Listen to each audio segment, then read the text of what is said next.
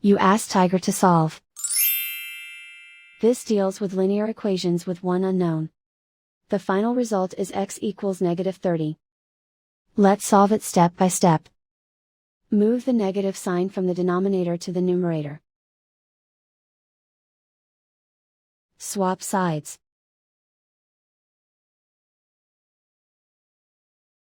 Group all constants on the right side of the equation. Add 2 to both sides. Simplify the arithmetic.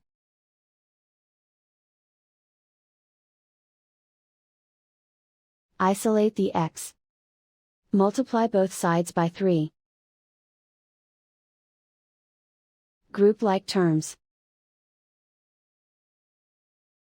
Multiply the coefficients. Simplify the arithmetic.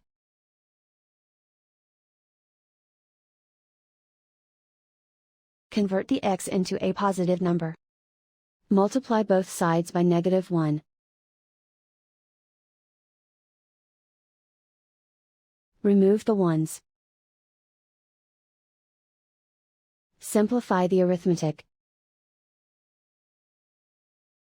And so the final result is x equals -30.